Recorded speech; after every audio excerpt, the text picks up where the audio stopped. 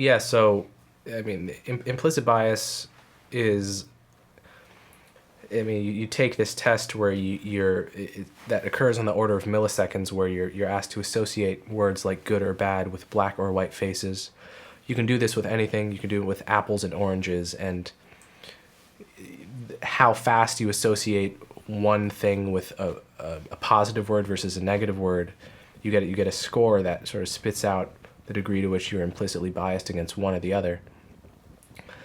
And I mean, the obvious thing to notice about these tests is that there's a reason they're done on the order of milliseconds. It's because when you expand the range to seconds, you can't find any bias. Really? Yeah, I mean, they wouldn't have to do it in terms of milliseconds quicker if they could find that you were biased on the order of seconds and minutes. At this point, it's mainstream, I think. It's a mainstream reading of the psychological literature that implicit bias does not predict real-world bias at all. And this has been admitted by one of the founders of the implicit bias really? test. Yes. That knowing someone's implicit bias score doesn't give you any predictive power as to whether they will discriminate in real life. So, I mean, there's a lot of hype around this, but at this point, it's just, it's been totally discredited as a method for predicting real-world bias. I mean, it's so interesting to me because countries, I mean, at least when I heard about the whole Starbucks thing, which is like, for quick context, these two black guys came into Starbucks. They were sitting there. Apparently, they didn't buy anything, and one of the workers called the cops on them to escort them out, which, you know, caused a lot of outrage over that, saying that it was racially motivated call or whatever. But the result of that was that Starbucks closed down. What was it? They closed down. Closed down 8,000 of their stores for a day of anti-bias trainings. Yeah, which would make me think if they're willing to lose that much money, like, what is the result of this thing? Or is it just the most expensive PR campaign? It is that. Yeah, I mean, again, there's no evidence that anti-bias training actually reduces implicit bias. So it's totally just covering their behinds. Wow. So, I mean, the way I look at this is, in a country of 350 million people, you know, a given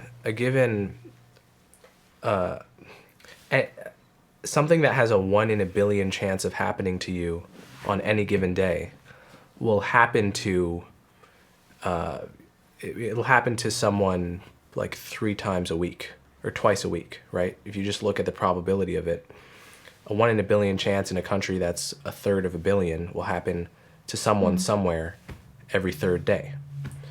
So as long as there's someone with an iPhone there to film it, or a journalist who's incentivized enough to publish it, it can seem like there's an epidemic of some issue when in fact there's a 1 in a billion chance of it happening to you on any given day. Where do you get that 1 in a billion number? I'm making that number up. I'm saying if say it just is the case that you have a 1 in a billion chance of getting struck by lightning every day, then with those odds, someone will get struck by lightning in the U.S. once every 3 days, because we have that many people. So it can seem like there is that there's an outbreak of this thing happening, when in fact it's actually very rare.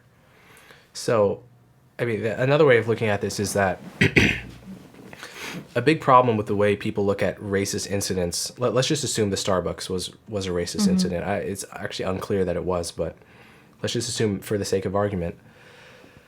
People look at racist incidents like this with a kind of the mindset of it like a disease. So think of something like smallpox.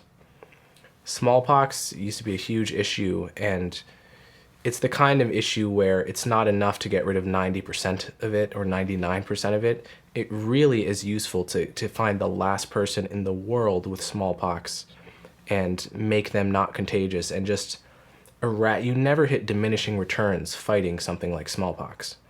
It really is worth it to get down to the last case. But then think of a problem like homicide, for example.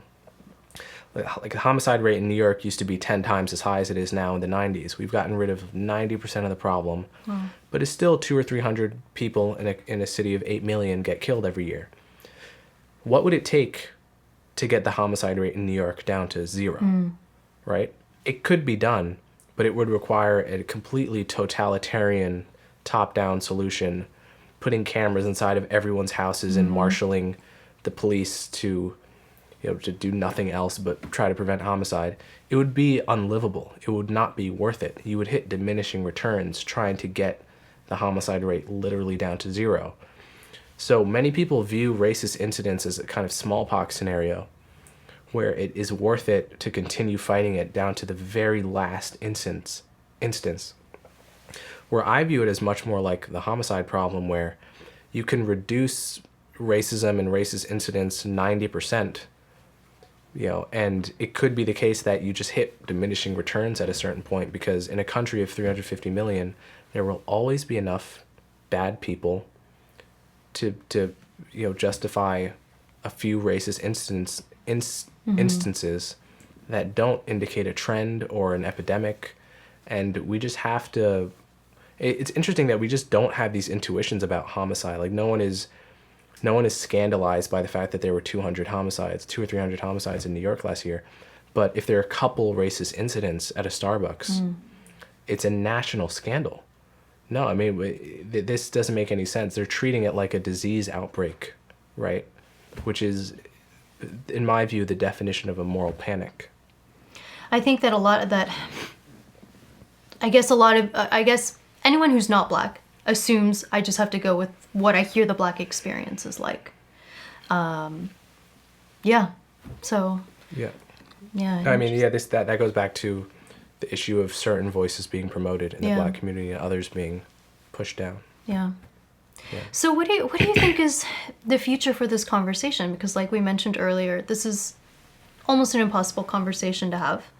I mean, what do you think? I don't know. Are you hopeful? What are your thoughts?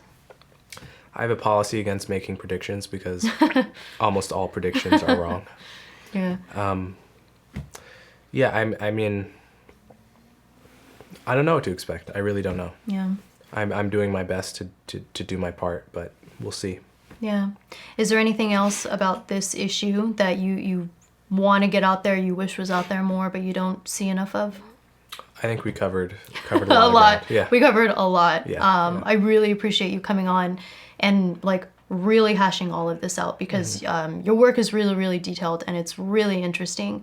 So to like have you here and explain it, I think is going to be so helpful for so many people in this conversation that you can't get as readily as a lot of other conversations. Yeah. Yeah. So thank you so much for coming on. That was really great. Thanks for having me. Of course. Anytime, really. Hey everyone, thanks so much for watching the episode. If you're interested in contributing to the conversation and supporting the show, there's 2 easy things you can do. 1, click subscribe, and 2, visit our Patreon page where you get exclusive access to the Exploring Minds community.